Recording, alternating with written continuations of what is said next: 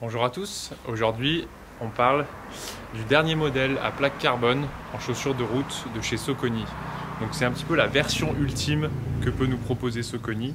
Il s'agit de la Endorphin Elite, donc qui est un peu l'évolution de la Endorphin Pro. Donc une chaussure qui est complètement lunaire, j'ai envie de dire. Regardez déjà l'aspect qu'elle a, voilà. On a une épaisseur de semelle qui est assez dingue, cette semelle qui est évidée à l'intérieur et un mesh qui est d'une légèreté absolue. Voilà, le mesh c'est rien et en fait la chaussure se constitue uniquement de cette semelle.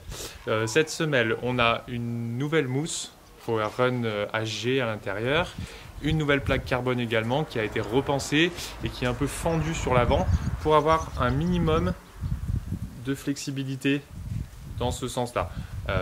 C'est quand même rigide, hein, mais un minimum de flexibilité. Et alors dans ce sens-là, la rigidité est juste dingue. Vous ne pourrez pas du tout la tordre, d'accord.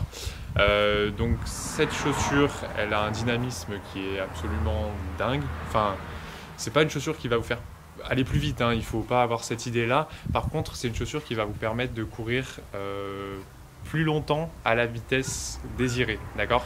Donc en gros, vous allez gagner en économie de course parce que vous allez sentir que même quand la fatigue commence à s'accumuler au fil des kilomètres, et ben la chaussure, elle vous entraîne vers l'avant, elle vous entraîne vers l'avant et ça fait que vous gardez un certain rythme que vous ne pourriez peut-être pas garder avec une chaussure classique. Pour moi, il y a vraiment un effet, hein, ça c'est incontestable, hein.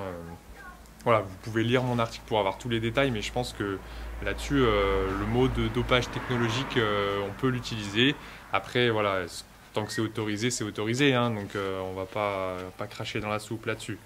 Donc le mesh est absolument hyper léger. Il y a même des trous là. On voit vous verrez sur les photos, on voit la couleur des chaussettes, hein, quand je mets la chaussure. Donc c'est assez dingue là-dessus. Et grosse épaisseur de semelle. Alors le problème, c'est que en termes de confort, c'est compliqué, hein. Moi j'ai fait un 10 bornes compète avec, alors c'était que la deuxième sortie, c'est-à-dire que je peux encore m'adapter un peu plus. Mais au bout de 5 km, j'ai commencé à avoir des fourmis dans les pieds et à la fin j'avais quand même carrément mal. Donc sur un 10 bornes, ça passe. Sur un semi un peu plus adapté, ça peut le faire. Sur un marathon, moi pour le moment, ça me semble compliqué d'utiliser ces chaussures-là. Parce qu'en fait, vu le profil de la chaussure, les orteils ils se retrouvent complètement relevés. Hein, c'est uniquement la base de méta qui appuie et vous avez les orteils qui sont contraints comme ça pendant toute la course et au bout d'un moment, moi ça me fait mal, quoi.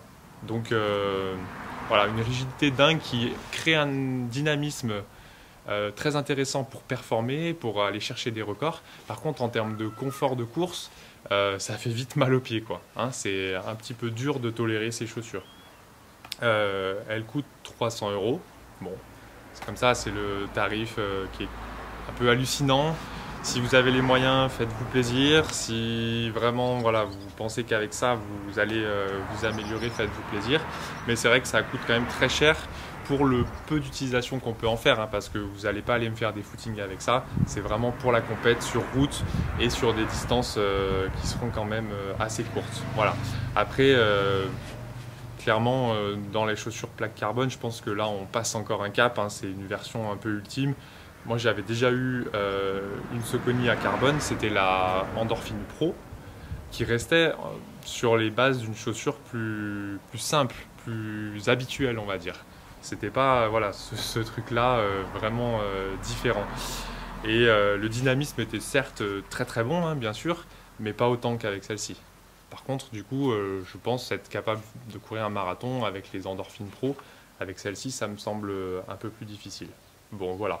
Vous retrouverez mon avis global sur l'article où j'explique un petit peu tous les tenants et aboutissants de cette chaussure qui est quand même assez phénoménale et assez innovante et intrigante, on va dire. Voilà, les Saucony Endorphin Elite.